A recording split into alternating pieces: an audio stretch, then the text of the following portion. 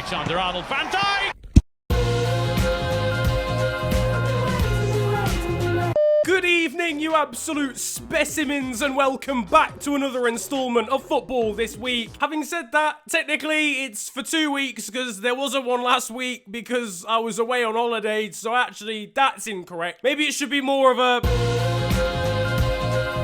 Anyway, as I explained last time, 2 weeks ago, I've been on holiday last week. I went to MAGA. I know, I'm a classy bird. So I couldn't physically do one of these videos because it requires me to be around when the news is happening. So instead of just missing a week, I'm going to try and cram as much as possible into this one video. I hope that works with everyone. So first of all, we're reaching the summit of the Women's World Cup. England were on course to make dreams come true. They beat Cameroon 3-0 in the round of 16. There was a lot of controversy though, including VAR and Cameroonians refusing to play. I'm not playing this game anymore. I don't know what you want me to do about it. It was literally offside. Like, there's actual cameras for... Ah, you think it's a game, huh? I mean, it is a game. Literally, it's a game of... I'm not taking this nonsense. You see, this is where they went wrong. If it had been us Nigerians, at least we would have, like, distracted you and then taken your bank details or something. After all of that, we then went to the quarterfinals and beat Norway 3-0 again, which set up a semi-final tie against USA. England, a semi-final. You can probably guess what happens next. For the third time in 2 years, an English national side got knocked out of a major tournament in the semi-final stage. We lost 2-1 to the US. VAR kind of shafted us a little bit. We also missed a penalty. It was a day of missed opportunities. Overall, this whole thing was an eventuality that even Stevie Wonder could have seen coming. Am I allowed to say that? Probably not. I didn't want to be monetized anyway. There was a lot of controversy surrounding Alex Morgan's celebration where she stood there and sipped tea. People are saying this is an English diss because it's to do with independence and also we are just stereotypically tea drinkers. Was half expecting Ellen White to go up the other end, yam one in and then pretend to be clinically obese as her celebration. I can't say that. That's just pure salt from myself. Americans have enough of that in their diet anyway. I guess I've got to take the salt on this time. On another day, we could have won, but the US are just too clinical. 11.8 million people watched that semi-final live as well, which is absolutely insane. It's time to capitalize. The interest for the women's game is clearly there if that many people are watching. Unfortunately, Phil Neville's waistcoat will only be good enough for a third place playoff against Sweden. And speaking of him...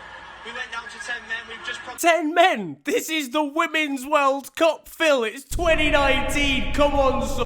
In other news, after an incredible run that included taking Derby County from 6th position to 6th position, Frank Lampard has been given the Chelsea job. I find this quite a controversial appointment, you know, putting a City legend at the helm of Chelsea. Their coaching staff is starting to look like somewhat of an old secondary school get-together. The likes of Joe Cole, Jody Morris, Frank Lampard, Petr Cech, Paulo Ferreira, all back and working for the club. With Maurizio Sarri now gone to Juventus, it means that not all of Chelsea's transfer targets will be 6-foot bearded men who look like they should be working in a barbershop. But most importantly, out of anything whatsoever, Chelsea's announcement for Lampard got more retweets than City winning the quadruple. Fair play, Chelsea. The social media cup is yours. I mentioned Manchester City. They've been up to something very interesting this week as well. They decided to put a billboard outside Old Trafford saying Manchester is blue. Absolutely unreal. And if that isn't deserving of a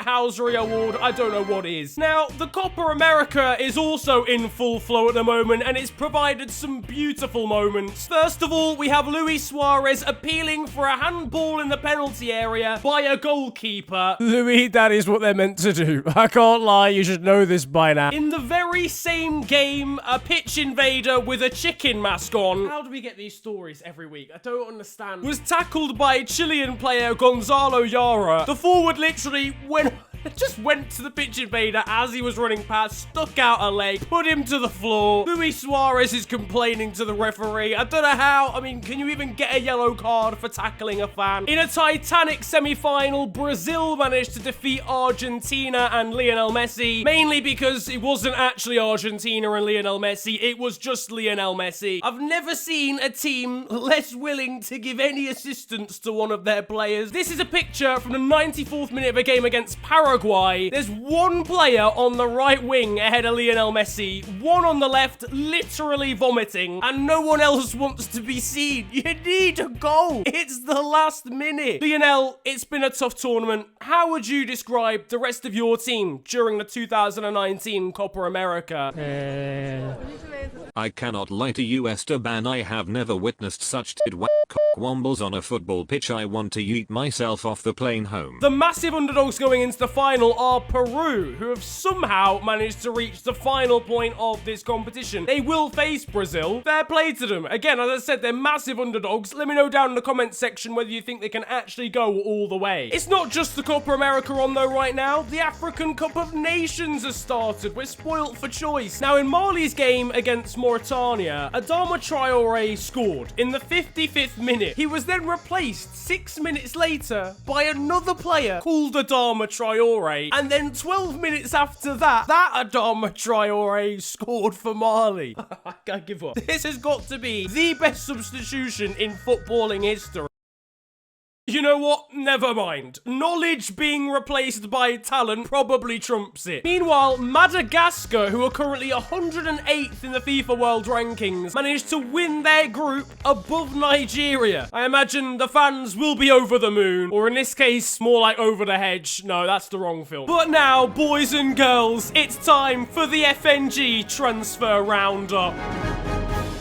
Our first story today is that Tottenham, for the first time since the year 426 BC, have made a new signing. French midfielder Tanguy Ndombele signed from Lyon for roughly £60 million.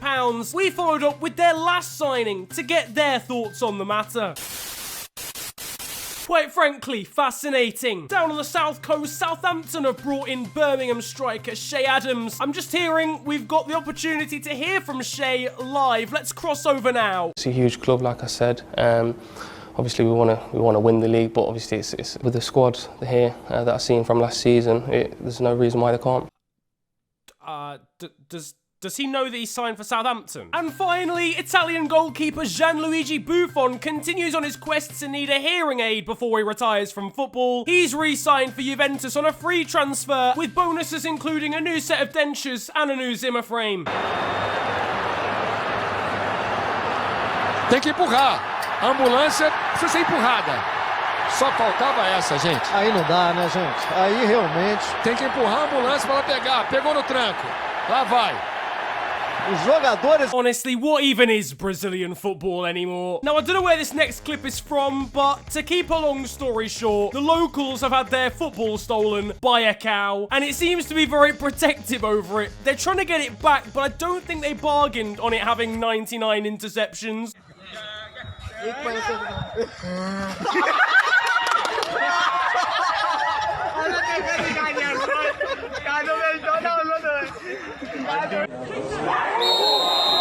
Now it's that time of the week once again, or 2 weeks, because there wasn't one of these last week. It's time for Still 0-0, the Sunday League segment of this series. A ball has been pumped long here by the team in orange, and attackers getting towards it. The goalkeeper has come flying out, missed it. It's gotta be a goal. What are you even doing, man? What are you playing at? Fair play to the goalkeeper, alright? It's a very good recovery. But for crying out loud, you could have read all the Harry Potter books in the amount of time he had to finish that.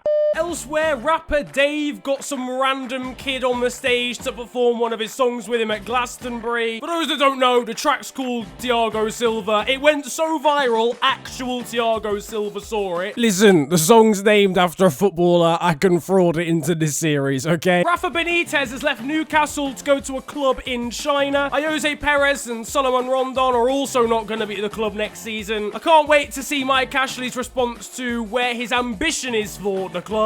As I promise, like, and even it's been a weird these past few months. Over in Ireland, Finn Harps' mascot got sent off during a game for pretending to save shots behind the opposition's goal. Can I give out another shithousery award? I don't care. I'm going to anyway.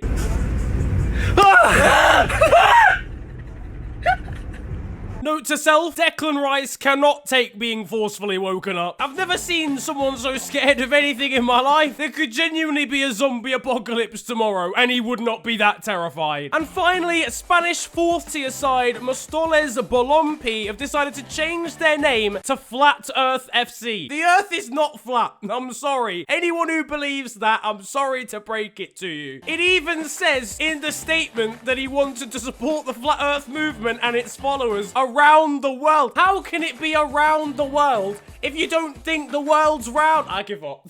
This is pointless. But that, ladies and gentlemen, is it for football this week, and I hope you have enjoyed. Again, apologies I missed last time. There's not really much I can do. Hopefully it won't happen too much in the future. If you've enjoyed this video though, slap a like on it, subscribe if you're new to the channel, and you can also follow me on social media. It's at the official FNG on Twitter and on Insta. But it's been a pleasure ranting at you guys today. Have a great day, enjoy yourselves, and goodbye.